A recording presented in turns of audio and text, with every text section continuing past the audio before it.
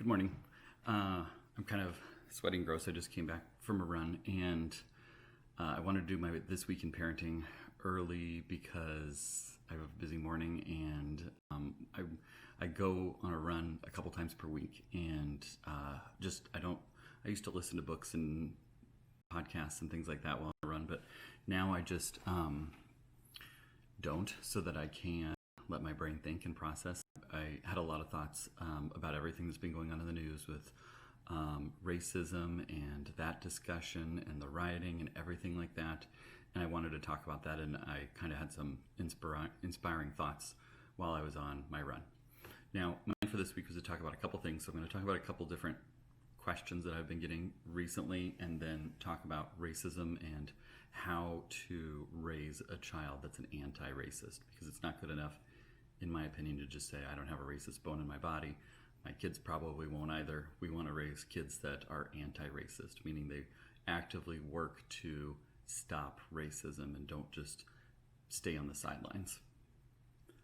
The first thing that I wanted to talk about, though, because I've been getting asked a lot about that, is like all the summertime pediatric stuff.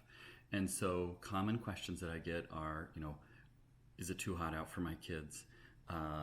Sunblock, bug spray, going to the playground in the face of COVID. So I just wanted to talk through those. First and foremost, parents often worry that their kids are not comfortable with the temperature. I get a lot of questions about what temperature should my room be when my baby's sleeping, what should they wear? And I will tell you that children are much more flexible when it comes to temperature than adults are. We have to have our blankets, but we also have to have the fan on, or we have to sleep with sweatshirt and everything like that, or we have to sleep with almost nothing on. There's that wide range of special things about adults that they want things really particular for sleeping well. But kids don't care. So in the winter, put them in fleece-like PJs and keep your house at a temperature that's not frigid for you, and your baby will be fine. In the summer, put them in cotton pajamas and they'll be fine.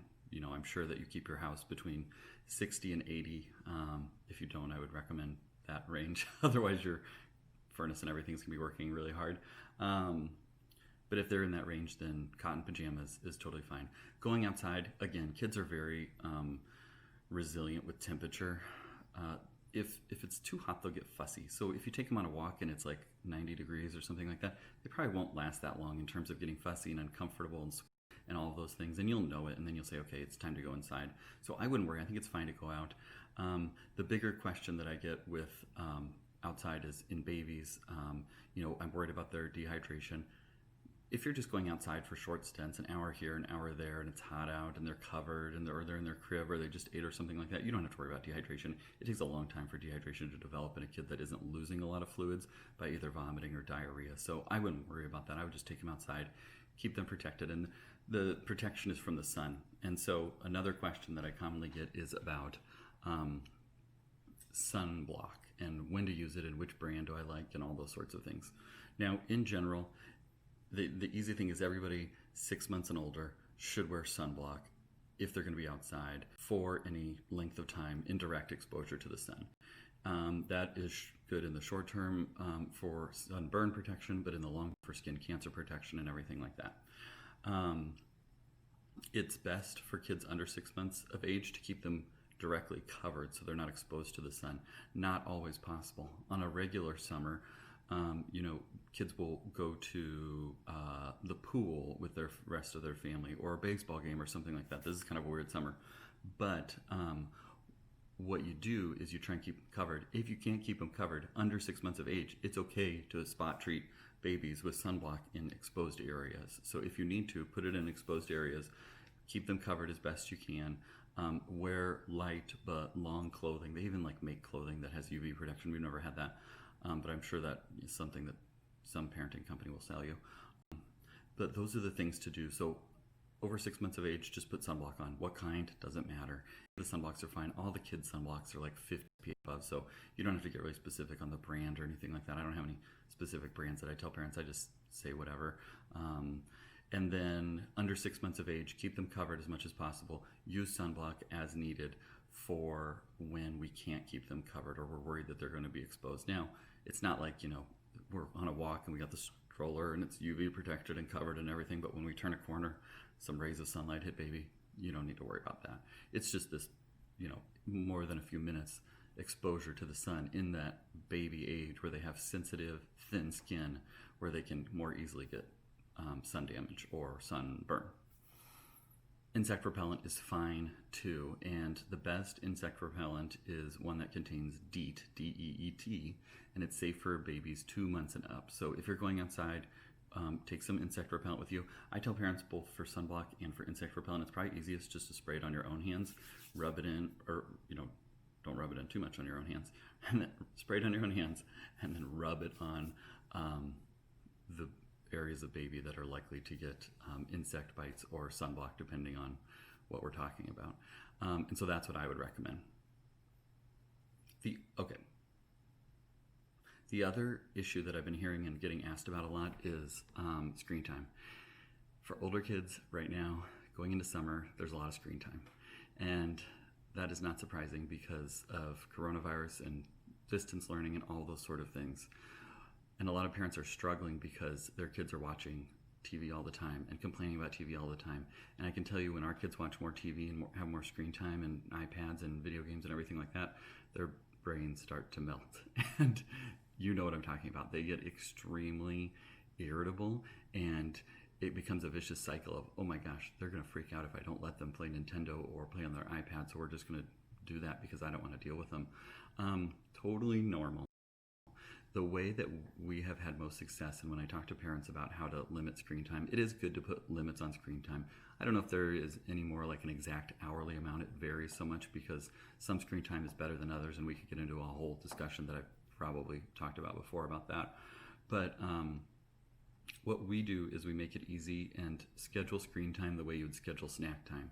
You don't snack all day long, but you might say, well, at 9:30 we have snack time, and at 3:30 we have snack time, and in between those times we don't have snack time. So then the kids aren't asking for goldfish and pudding pops and whatever, healthier snack choices you do at those times. But do the same thing with screen time. Say, we do iPad time before lunch, we do it before nap time, we do it before dinner, and maybe a little bit after dinner, and just for 30-minute blocks. And then if you do those 4 times, then you've got 2 hours of screen time per day. You can vary it up and apply it the way it works best for your family. But if they know we don't watch screens, we don't play iPad until right before lunch, then okay, I'm not going to ask for it because I know when it's coming. If, on the other hand, it's if I bug mom and dad enough, I know that they're going to let me do it because they always do. If I whine and complain enough about Paw Patrol and Team Umizoomi and what's some more? Sophia the First and Elena of Avalor, if I whine long enough, I will definitely win.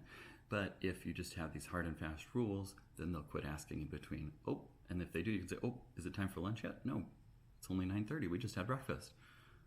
Check back at lunchtime.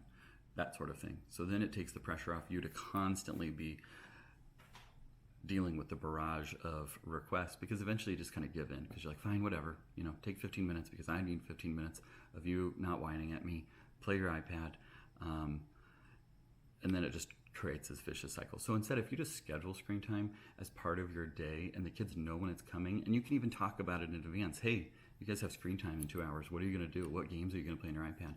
It's best to just talk about those things because then it allows the child to kind of fantasize about what it's going to be like when they get to watch their show, and then they'll be more excited for that and more willing to do that. So that would be my suggestion. I have a schedule maker that works well for families. If you go to drb.show/schedule or schedules, one of the two, I'll make both of them work. So drb.show/schedule, you can find like a little templatable chart that lets you create a schedule. So you can have that and then talk with the kids about it on a regular basis of these are the times that we're allowed to do screens. Other times don't ask because it'll never happen, and I'll give you extra jobs to do, and you'll be forced to go outside in the heat if you ask at other times. So don't do that. Okay. I was on my run this morning, and I was thinking about how I can go for a run on a Friday morning when it's dark out and not worry that anything bad is going to happen to me. I can run around my neighborhood without my I don't even take my cell phone with me. And I don't have to worry before I go that I need to say goodbye to my kids or write a note or make sure my life insurance policy is somewhere I can find it because I don't know what's going to happen to me. I can go for a run and no going to hurt me. I'm not going to worry that if I hear a tire screeching behind me that my life is in jeopardy. If I heard tires screeching behind me, I'd think that I wasn't paying attention and ran into the street without looking, or somebody saw me and they said, hey, we need a doctor or we need you for something, can you help us? That would be my reaction. Whereas my colleagues, even in our town and across our country that are black, cannot do those things without having those thoughts and concerns and worries. And that is a problem in 2020, that is how far we have not come, that people can't feel safe in their own neighborhoods. And I think what it's going to take is a generation of anti-racists to really change things. And when I say anti-racist, what I mean is not just somebody that doesn't have a racist bone in their body or I'm not part of the problem, is people that, and children and teens that see what's going on and they say this cannot continue to happen and we need to do something about it. We need to be active in fixing this problem. I think that one thing that I hear sometimes, and I've heard with some of the posts that I've done lately, when you talk about Black Lives Matter, people say, well, all lives matter. And I read somewhere an interesting take on that, which was, and it struck home for me as a physician. I'm in the ER. Somebody comes in, in Nebraska, it's a farmer with a near amputation of a leg from agricultural injury. And everyone is saying, we got to save the leg. We got to save the leg. And I'm like, sir, hold on. How's your bowels? Are you regular? Well, I guess, doctor, but I'm my leg. Am I going to lose my leg? Well, your leg matters, but all of you matters, and your bowels matter. Well, sure, but they're not the ones that are. That's not what's at jeopardy right now, and that's the case in our society right now. Is that we have segments of our population that are in jeopardy. And so I urge you to talk about it as a family and talk about it frequently as a family about what we can do to change things, not just talking about what the past or the distant past of slavery or civil rights or things like that. Like what is going on in our country right now matters. And it matters that we're open and honest and transparent with our kids about where we're at, because that's the only way that we're going to inspire the next generation to be anti-racist. And so what that looks like is age-appropriate, frequent conversations about what we can do. Kids, young kids, if you're talking about young kids, well, how do I introduce that to young kids? So many great books. I'm going to dedicate most of my posts next week to more ideas for you on how to broach that conversation with your kids over ages. I've got a bunch of posts that I've got stored up about the subject, and so I'm going to talk about that.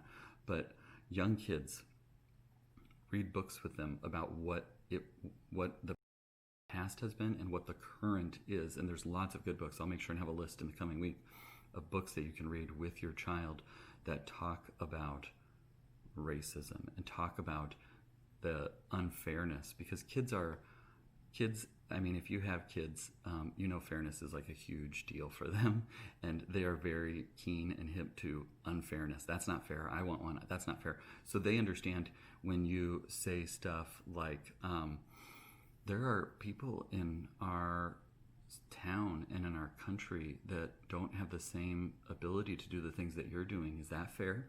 Well, no, that's not fair. Why can't they do that? That's not fair at all. You can talk about those things, that it's not just, well, look at how we're all different. Isn't that great? No, it's we don't even all have the same fairness. We don't have the same rights in society. And that's a huge, huge problem. And so if you can illustrate it in the lens of fairness, young kids can understand that and they can realize that, wow, that's not fair. What can we do about it? As kids get older in the elementary and middle school ages, you can start to have these conversations about what's going on in our society and what's been in the news and why has everyone been stressed, and talking about it more frequently. Well, these are the things that are going on, and how does that make you feel? And finding out how it makes your child feel, and then allowing them to have those feelings. And you don't have to say, well, don't worry, we're not racist or anything like that. You can just allow them to have those feelings and be there for them in those feelings, and then decide where to go from here as a family, and allow them to help in that decision, because kids have great ideas. And if you stop and you listen to their ideas and figure out how to make those ideas actually happen, then they'll see, wow, I do have something that I can do. Maybe it's writing a letter, maybe it's recording a video, maybe it's doing something else to help. And if you've got ideas, please comment below and share those ideas of what elementary and middle school age kids can do to actually help right now, because I would love to hear more ideas. I'll have more posts and everything in the coming week, like I said. In the teenagers and adolescents, they're going to see all of this. They know what's going on. And if you don't talk about it, it makes it seem like it's not a big deal. And so having those difficult conversations is extremely important with that age group, especially once they have their phone, once they see what's going on social media and the news and everything like that. You have to be there to talk about those things. You don't have to explain them away. You don't have to say, don't worry, or I understand, or this is not a problem here. You can just be there and say, how does that make you feel? And how does it make you feel when you hear that? And what have you seen? What can we do? Those are the conversations that you can have. You don't have to have the answers to have the conversation. All you do is ask them how they feel and what makes them feel that way, and then allow those feelings to unspool. And that's the most important thing that you can do at this moment for teens and adolescents, because they're seeing this and they're realizing the unfairness of it. They're seeing it and they don't understand it, and understand how they read about how slavery was abolished by Lincoln and Martin Luther King Jr. and all of these things, and why is this still an issue? That doesn't make sense. And so that was what I was thinking about on my run this morning. My battery, I see on my little recorder, is going to die soon. But the other thing that I was thinking about on my run is, if I were to get injured, if I were to trip and break my leg or something like that, then I could just walk up to any old house on my run or flag down a car, and somebody would help me. But if I was black and I did that, I would be worried about what would await me on the other side of the door, or that somebody would think that I was trying to rob them or something, and I wouldn't get help. And that's where we're at in 2020, and that is not okay. And so we have to do something about it. We have to be intentional about it. It's not enough to say, I don't have a racist bone in my body, I'm not a racist, we don't laugh at racist jokes, don't have to worry. It's not enough. We need to do more, and we need to raise kids that are anti-racist, that work to stop this, because we haven't come far enough in 2020. And so I'm sure that I've lost some followers, and I'm sure that some people won't listen to my message, but I think enough people will, and understand that this is the time to really make a difference for our kids and for the next generation. And so I would urge you to consider it, talk about it with the people that you love, have those conversations, and share what you're doing, because it makes it a lot easier if other people know what's going on too. Now, I will end there and be back next week with more This Week in Parenting, and hopefully things will be, better. We'll have more clarity about what's going on and what we can do. But if you could comment below with something that you think would be helpful, that would be great. If you could share this, that would be great. And I would love to have you be part of the conversation and help you by sharing content next week. If you have good books that you've read, if you have good resources that you have, share them with me, comment below, and I can share those back out. But next week you'll see lots of content about how to raise kids that are anti-racist. Keep up the good work.